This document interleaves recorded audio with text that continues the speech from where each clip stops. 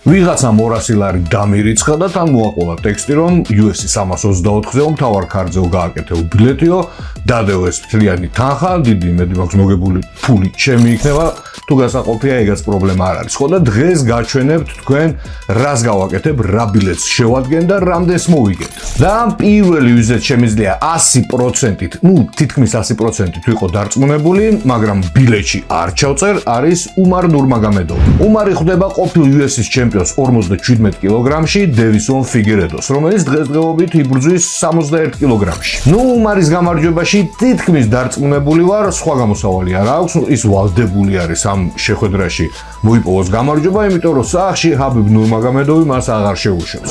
რაც არ უნდა იყოს, ფიგერედო უკვე ვეტერანია, კი, ძალიან მაგარი მებრძოლია თავის წონით კატეგორიაში, მაგრად ჩუბობდა, მაგრამ აი რომ გადმოვიდა 61 კილოგრამში, ორი ზედიზედ მარცხი აქვს, ერთი პიოტერ იანმა ის დაამარცხა გადაწყვეტილებით, მერე სენთჰეგენმა საერთოდ დაანოკაუტა. მოკლედ არ არის თავისი ძალების პრაიმში, უმარ ნურმაგომედოვზე კიდე შემიძლია ვთქვა, რომ ის ახალგაზრდაა, დღესდღეობით ის ნამდვილად პრაიმში არის თავისი ძალების. მერაბ დვალიშვილს როდესაც შეხვდა, სულ ყველა იძახდა იმას, რომ იჩქარეს მერაბ დვალიშვილთან გაყვანაზე, ამ უმარ ნურმაგომედოვის და მაგაში ვეთანხმები.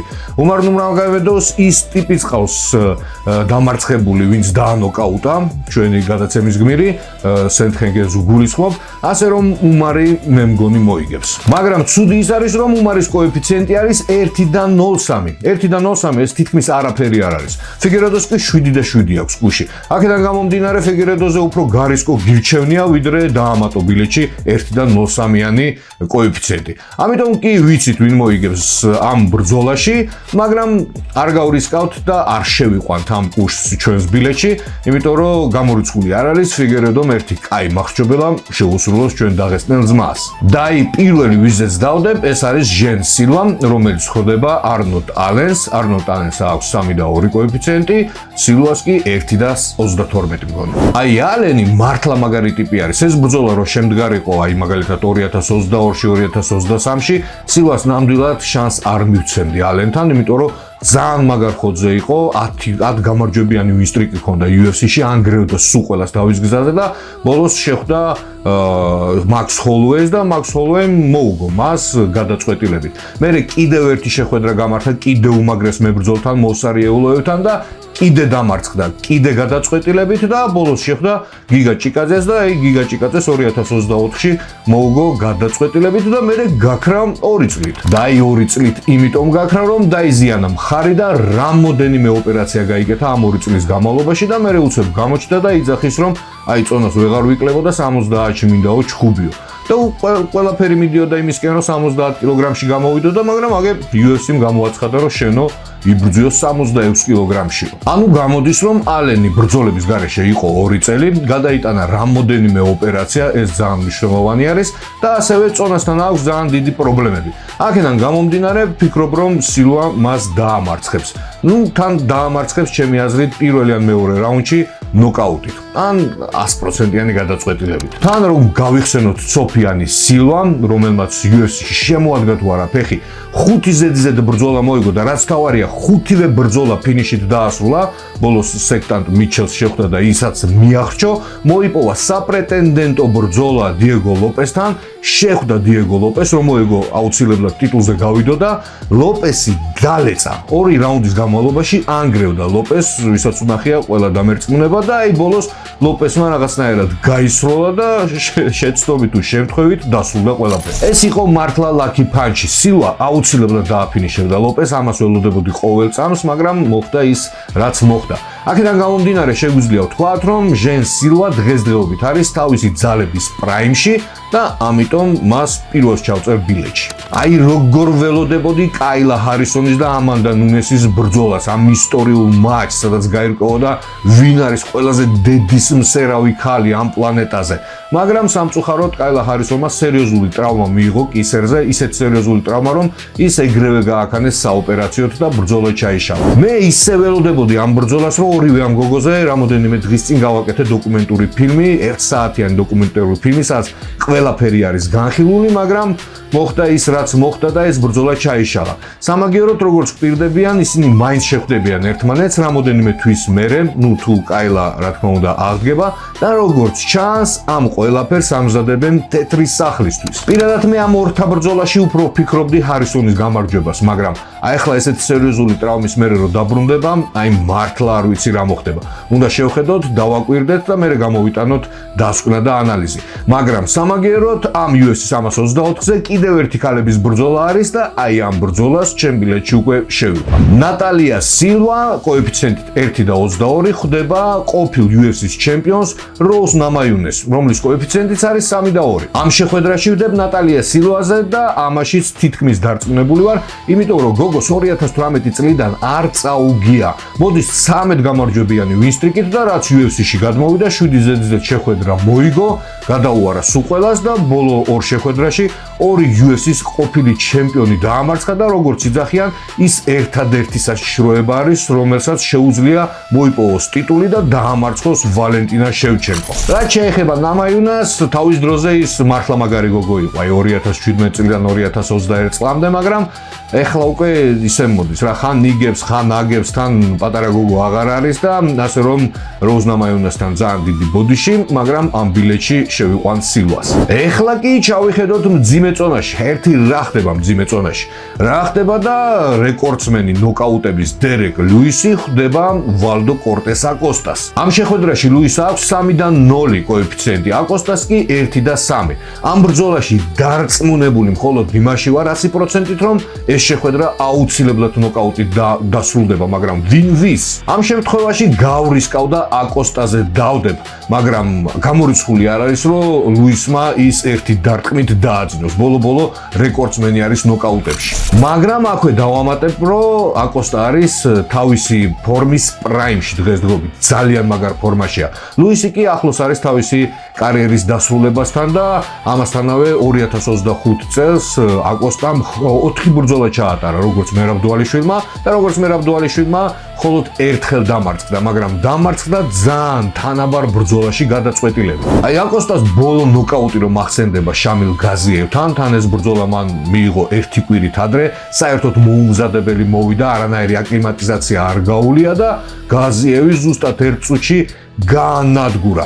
მოკლედ ეს მებრძოლი დიდი რისკით, მაგრამ ჩვენს ბილეთში შემყავს. და ჩვენი შონომელის დროც მოვიდა. ის ხვდება სონ იადონგს. შონომელის აქვს 1.45 კოეფიციენტი, იადონგს კი 2.45. ეს შეხვედრა ძალიან საეჭვია, მაგრამ მოდით მე გავრისკავ და მაინც შონომელიზე დავდებ, იმის მიუხედავად, რომ ბოლო ბრძოლებში როგორ მერაბ დუალიშვილთან მეორეჯერ რო შეხვდებოდა, მენტალურად იყო განადგურებული. აი საერთოდ პლანის მოწევასაც დაანება კაცმა თავი და მენტალურად განადგურებული იყო და მერაბ დუალიშვილთან მარცხის მერე ხო საერთოდ მიწასთან გასწორდა. მაგრამ იმის მერე რაც მერაბ დუალიშვილი იანთან დამარცხდა, შონომელი გამოცოცხლდა.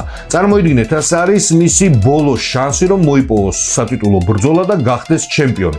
თან არ დაგავიწყდეთ, რომ შონომელის იანი დამარცხებული ყავს და ეს ორ მაგ მოტივაციას აძლევს მას და აი მენტალურად ბევრად უფრო მაგრად იქნება ვიდრე სონ იადონგი და დიდი ალბათობით გადაწყვეტილებით გაიმარჯვებს. მაგრამ ზუსტად მაინც ვერ ვიტყვი. მე უბრალოდ გავრისკავ და ვტენი ფულს შონომელიზე. რაც შეეხება იადონს, ის კარგი მებრძოლია, საშუალო მებრძოლია, რომელმაც ამ ბოლო 5 წელიწადში მხოლოდ დამარცხდა ორჯერ, ერთი სენტჰეგენთან, ერთი პიოტერ იანთან, ერთი შემიძლია ვთქვა, რომ ძალიან გამძლე არის და ძალიან ძლიერი ყბა აქვს. თუმცა იქიდან გამომდინარე, რომ ომელის უფრო მეტი მოტივაცია აქვს, უფრო ომელის შევიყვან ჩემს ბილეთში, მაგრამ იადონგიც ძალიან მაგარი მებრძოლია, ორივე სტრაიკერია, დარწმუნებული ვარ, რომ აი ძალიან სასტიკით შეხაობა გველის წინ და შეიძლება ნოკაუტითაც დასრულდეს ეს ბრძოლა, მაგრამ მე უფრო ვფიქრობ, რომ შონომელი გაიმარჯვებს გადაწყვეტილებით. და აი მივახლოვდით ყველაზე მთავარ ბრძოლას დროებით ტიტულზე 70 კილოგრამში, სადაც ერთმანეთს დაუპირისპირდებიან ჯასტინ გეიჯი და პედი პიმბლეტი. ორივე ამ მებრძოლზე მაქვს გაკეთებული დოკუმენტური ფილმები, შეგიძლიათ ნახოთ, სადაც განხილული მაქვს ყველა მათი ბრძოლები, საბაზისო სპორტი, რა ვიცი, წაგებები, მოგებები, საერთოდ ყველაფერი და აი ვიდეოებს კიდევ ერთხელ რომ გადავხედე, დავწმუნდი რომ კი, ამ ბრძოლას პედი პიმბლეტი მოიგებს. ბუკმეკერებმა პიმბლეტს 1.27 მისცეს კოეფიციენტი, გეიჯის კი 2.6 და პიმბლეტი იმიტომ კი არ მოიგებს ამ შეხვედრაში, რომ უფრო მაგრად ჭიდაობს. არა, გეიჯიც ძალიან მაგრად ჭიდაობს, მისი საბაზისო სპორტი არის ზოგადად ჭიდაობა და ძალიან მაგრად იცავს თავს ტეიქდაუნებისგან. არც იმიტომ მოუგებს, რომ UFC-ს ილიას და პიმბლეტის დაპირისპირება უნდა. არა, ერთი მიზეზი არსებობს ამ ყველაფრის და ეს არის ჩვენი ძმა ჰაილაითი დაგვიბერდა. კი, დაგვიბერდა. მაგალითად, კაი ფორმაში რო ყოფილიყო თავის პრაიმში, ბოლოს რო შეხვდა ფიზიევს, აი დარწმუნებული ვარ დაშლიდა. მაგრამ მან გადაწყვეტილებით მოუგო და უკვე სტრატეგიულად ჩხუბობდა. ანუ ისეთი გაგიჟებული არ ვარდებოდა იმ ოქტაგონში და აი განწილულად არ ჩხუბობდა. უკვე გამიზნული ქონდა და ჭადრაკივით თამაშობდა. პირადად მე გეიჯის ფანი ვარ, აი მომწონს, პიროვნულადაც მომწონს და ზოგადად მის ბრძოლებს რო გადახედოთ, თითქმის ყველა შეხვედრაში ბონუსი იგებდა და სულ ყოველთვის ხდებოდა ამ სპორტის ლეგენდებს, მაგრამ პიმბლეტსაც შეხედეთ. ნელ-ნელა პიმბლეტმა დაიწყო ფორმის აკრეპა და ჩანს, რომ ყოველ ბრძოლიდან ბრძოლამდე პიმბლეტი სულ ყოველთვის პროგრესირებს და სულ უფრო და უფრო უკეთესი ხდება. აი მაგალითად რა ფორმაშიც იყო პედი ტონი ფერგუსონთან 2023 წელს. ესეთი პედი რო შეხვედროდა გეიჯის ახლა, ის აუცილებლად დამარცხდებოდა. მაგრამ მის მერე სკაუზერმა ორი შეხვედრა მოიგო და ორივე შეხვედრა ფინიშით მოიგო. ბობი გრინს საბმიშენი გაუკეთა და დაამარცხა და ჩენდლერი კიდე რა ვიცი, ჩენდლერს მართლა გადაუარა დაშალა ნაწილებში და ბოლოს დაანოკაუტა. ან მაგალითად გეიჯი რომ შეხვედროდა აი ისეთ ფორმაში 2020 წელს რო იყო. აი ამ პიმბლეტს ნამდვილად შანსი არანაირი არ ექნებოდა, მაგრამ ნუ ხდება ის რაც ხდება, ამიტომ მთლიანად გულით გულშემატკივრობ გეიჯის, მაგრამ ფულს დავდებ პიმბლეტზე. თუმცა აქვე დავამატებ რომ გეიჯის ძალიან დიდი შანსი აქვს გამარჯვების, ეხლა რო შევხედოთ რა სასტიკი მებრძოლი არის და როგორ რისკებზე შედის, 100%-ით ვერ ვიქნები დარწმუნებული რომ პიმბლეტი გაიმარჯვებს. არის იმისი შანსი რომ გეიჯიმ საერთოდ დააძინოს ეს პედი პიმბლეტი და აი მერე გეიჯი შეხვდება ილია თოფურიას. მოკლედ 100%-ით ამ საქმეში არაფერში დარწმუნებულები არ უნდა ვიყოთ და ზოგადად არც უნდა ვითამაშოთ. ეს უბრალოდ მე ფული მაჩუქეს და მე შევაგროვე ესეთი დარმაოი როგორც ქვია ბილეთი და ნახოთ რას მოვიგებთ. ერთი 100%-ით ის ვიცი რომ გეიჯი პიმბლეტს არ ამოასუნთქებს და სკაუზერს მოგებისთვის დაჭირდება ძალიან დიდი ძალის ხმევა.